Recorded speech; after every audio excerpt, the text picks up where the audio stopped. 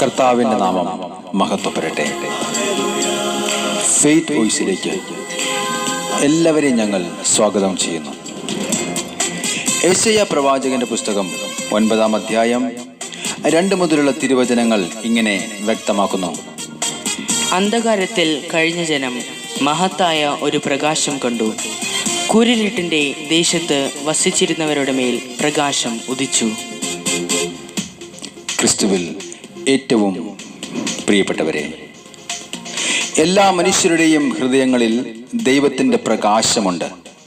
എന്നാൽ അന്ധകാരം പലരുടെയും മനസ്സിനെ പിടിമുറുക്കുമ്പോൾ തൻ്റെ ഉള്ളിൽ ദൈവത്തിൻ്റെ പ്രകാശം ഉണ്ടെന്നോ പ്രകാശത്തിൻ്റെ ഉടമയായ യേശുവിനെ കാണുവാനോ ഉള്ള കണ്ണുകൾ മൂടപ്പെട്ടിരിക്കും. എന്നാൽ ഈ ബന്ധനം മാറുവാൻ, മോചനം ലഭിക്കുവാൻ ദൈവം പറയുന്നു, എന്നെ വിളിക്കുക, ഞാൻ മറുപടി നൽകാം. സ്നേഹമുള്ളവരെ, ഇസ്രായേൽ ജനങ്ങൾ മരുഭൂമിയിലുള്ള യാത്രയിൽ ഇനി എങ്ങനെ ഞങ്ങളുടെ ജീവിതം മുന്നോട്ട് പോകും എന്ന് ആകുലപ്പെട്ട് ഭാരപ്പെട്ട് കടന്നു പോകുമ്പോൾ ദൈവമായ കർത്താവ് അവർക്ക് ഭക്ഷിക്കുവാൻ മന്നായും കാടപ്പക്ഷിയും കുടിക്കുവാൻ ജലവും നൽകി പരിപാലിച്ചു. സ്നേഹമുള്ളവരെ, നമ്മുടെ ജീവിതത്തിൽ ഭാരപ്പെട്ട് ആകുലപ്പെടുമ്പോൾ, മാനസികമായ ബലം നഷ്ടപ്പെടുമ്പോൾ കർത്താവിനെ മാത്രം ആശ്രയിക്കണം. അവിടുന്ന് നമ്മെ പരിപാലിക്കും, അവിടുന്ന് നമ്മെ രക്ഷിക്കും. ഈ ദൈവം ഒരു നാളും നമ്മെ കൈവിടുകയില്ല. അവിടുന്ന് പറഞ്ഞു, നിങ്ങളുടെ ഭാരങ്ങൾ എന്നെ ഏൽപ്പിക്കുവിൻ, ഞാൻ നിങ്ങളുടെ കാര്യത്തിൽ ശ്രദ്ധാലുവാണ്. സ്നേഹമുള്ളവരെ, ഈ ലോകത്തിൽ നാം എന്തെല്ലാം നേടിയാലും സമാധാനം നമുക്ക് ലഭിച്ചില്ലെങ്കിൽ നാം അസ്വസ്ഥരും ലക്ഷ്യമില്ലാത്ത ജീവിതവുമായി മുന്നോട്ട് പോകുന്നവരുമായിരിക്കും. സമാധാനത്തിന്റെ രാജാവായ യേശുവിന്റെ അടുത്ത് അഭയം പ്രാപിക്കുമ്പോൾ, ആശ്രയിക്കുമ്പോൾ അവിടുന്ന് നമ്മെ ഉപദേശിക്കും, അവിടുന്ന് നമ്മെ ഉപേക്ഷിക്കുകയില്ല. ലോകം തരുന്ന ഉപദേശമല്ല നാം സ്വീകരിക്കേണ്ടത്, കർത്താവായ യേശു നൽകുന്ന ഉപദേശമാണ് നാം സ്വീകരിക്കേണ്ടത്. യെശയ്യാ പ്രവാചകന്റെ പുസ്തകം 9-ാം അധ്യായം 6 മുതലുള്ള തിരുവചനങ്ങൾ പ്രഖ്യാപിക്കുന്നു. വിസ്മയനീയനായ ഉപദേഷ്ടാവ്, ശക്തനായ ദൈവം, നിത്യനായ പിതാവ്, സമാധാനത്തിന്റെ രാജാവ് എന്ന് അവൻ വിളിക്കപ്പെടും. അതാണ് കർത്താവായ യേശു ക്രിസ്തു. വിശുദ്ധ മത്തായിയുടെ സുവിശേഷം 4-ാം അധ്യായത്തിൽ നാം കാണുന്നു, സെബലൂണിന്റെയും നഫ്താലിയുടെയും വിജാതിയുടെ ഗലീലി പ്രദേശങ്ങളിൽ അന്ധകാരത്തിൽ സ്ഥിതി ചെയ്തിരുന്ന ജനങ്ങൾ വലിയൊരു പ്രകാശം കണ്ടു. ആ പ്രകാശമാണ് കർത്താവായ യേശു ക്രിസ്തു. മരണത്തിന്റെ മേഖലയിലും നിഴലിലും വസിച്ചിരുന്നവർക്കായി ഒരു ദീപ്തി ഉദയം ചെയ്തു. അതാണ് സർവശക്തനായ കർത്താവായ യേശു ക്രിസ്തു. മരണത്തിന്റെയും അന്ധകാരത്തിന്റെയും ആധിപത്യത്തെ തകർത്ത് നമുക്കായി അവിടുന്ന് ഉദയം ചെയ്തിരിക്കുന്നു. അതാണ് നസ്രായനായ യേശു. ആ യേശു നമ്മുടെ ആവശ്യത്തെക്കാൾ വലിയവനാണ്. സ്നേഹമുള്ളവരെ, ഒരു കണ്ണും കണ്ടിട്ടില്ലാത്ത, ഒരു ചെവിയും കേട്ടിട്ടില്ലാത്ത മഹാത്ഭുതങ്ങൾ ചെയ്ത ഒരു ദൈവം തീർച്ചയായും നിങ്ങളുടെ ആവശ്യങ്ങൾ അറിഞ്ഞ് നിങ്ങളെ സന്ദർശിക്കും. അവിടുന്ന് നിങ്ങളെ തിരഞ്ഞെടുത്തിരിക്കുന്നു, തൻ്റെ മകനായി, മകളായി. അവിടുത്തെ സ്നേഹം നമ്മുടെ ഹൃദയങ്ങളിൽ ചുരിഞ്ഞിരിക്കുന്നു. നമ്മുടെ ആകുലതകളിൽ, വിഷമങ്ങളിൽ, ആരോടും പറയാത്ത വേദനകളിൽ അവിടുന്ന് നമ്മുടെ കൂടെ നിന്ന് നമ്മെ തിരഞ്ഞെടുത്തിരിക്കുന്നു. അവിടുത്തോട് പറയാം, കർത്താവേ, അപ്പാ, എന്നെ തന്നെ സമർപ്പിക്കുന്നു.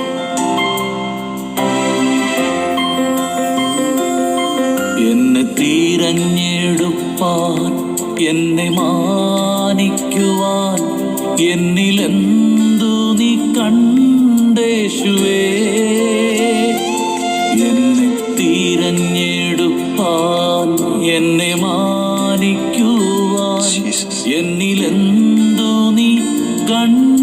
യേശുവേ ഒരു യോഗ്യതയും പറയാനില്ലയേ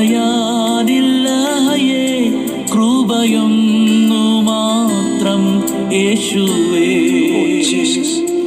ഒരു യോഗ്യതയും പറയാനില്ലയേ കൃപയൊന്നു മാത്രം യേശുവേ. നമുക്ക് വേണ്ടി കാൽവരി കുരിശിൽ മരിച്ച് ഉയർത്തെഴുന്നേറ്റ ആ ദൈവത്തോട് പറയാം, കർത്താവേ, അങ്ങയുടെ സാന്നിധ്യം ഞങ്ങൾ പ്രതീക്ഷിക്കുന്നു. സ്നേഹമുള്ളവരെ, ദൈവ സാന്നിധ്യം നമ്മുടെ പ്രതികൂലങ്ങളെ തകർത്തു മാറ്റും.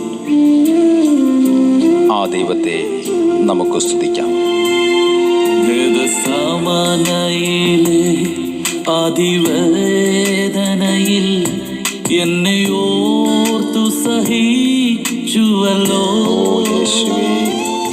ഗതസമനയിലെ അതിവേദനയിൽ എന്നെ ഓർത്തു സഹിച്ചുവല്ലോ. അതിദാരുണമാ കാൽവരി മലയും എന്നെ ഓർത്തു സഹിച്ചുവല്ലോ. അതിദാരുണമാ കാൽവരി മലയും എന്നെ ഓർത്തു സഹിച്ചുവല്ലോ. ഓ കർത്താവേ, അങ്ങയുടെ സന്നിധിയിൽ ഞങ്ങളെ തന്നെ ഏൽപ്പിക്കുകയാണ്. ഞങ്ങളുടെ ആവശ്യങ്ങളിൽ തുണയായിരുന്നു ഞങ്ങളെ സഹായിക്കുന്ന നല്ല കർത്താവേ, അങ്ങയുടെ പരിപൂർണ സംരക്ഷണം ഞങ്ങളെല്ലാ മക്കളും ഏറ്റെടുക്കുന്ന കർത്താവേ, അങ്ങേക്ക് ഞങ്ങൾ നന്ദി പറയുന്നു. അങ്ങത്രയോ നല്ല ദൈവമാണ്.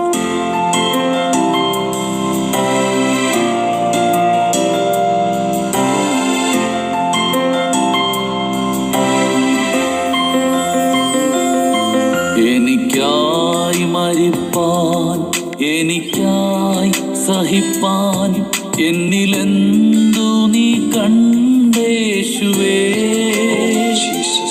എനിക്കായി മരിപ്പാൻ, എനിക്കായി സഹിപ്പാൻ എന്നിലെന്തു നീ കണ്ടേശുവേ.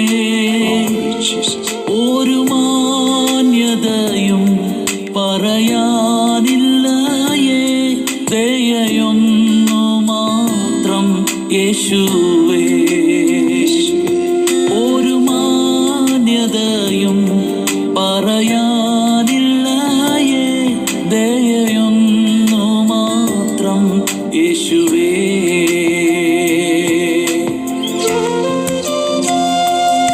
യേശുവേ, ഞങ്ങൾ അങ്ങയെ സ്തുതിക്കുന്നു. അങ്ങയുടെ ആഴമായ സ്നേഹം എത്ര വലുതാണെന്ന് ഞങ്ങൾ അറിയുന്ന കർത്താവേ, അങ്ങയുടെ ചാരത്തണഞ്ഞ് അങ്ങയോടത്തായിരിക്കുന്ന ഞങ്ങളെല്ലാ മക്കളെയും ചേർത്തങ്ങയുടെ പരിശുദ്ധ രക്തത്താൽ കഴുകണമേ. അങ്ങെ സേവിക്കുവാൻ, അങ്ങെ സാക്ഷിക്കുവാൻ എന്നിൽ യോഗ്യത തെല്ലുമില്ല. അങ്ങെ സേവിക്കുവാൻ, അങ്ങെ സാക്ഷിക്കുവാൻ എന്നിൽ യോഗ്യത തെല്ലുമില്ല. കൃപയാൽ കൃപയാൽ കൃപയാൽ കൃപയാൽ കൃപ ഒന്നു മാത്രം യേശുവേ. കൃപയാൽ കൃപയാൽ കൃപയാൽ കൃപയാൽ കൃപ ഒന്നു മാത്രം യേശുവേ. യേശു പാപികൾക്കു വേണ്ടി മരിച്ചു. നീതിമാനു വേണ്ടി പോലും ആരെങ്കിലും മരിക്കുക പ്രയാസമാണ്. ഒരുപക്ഷെ ഒരു നല്ല മനുഷ്യനു വേണ്ടി മരിക്കാൻ വല്ലവരും തുനിഞ്ഞെന്ന് വരാം.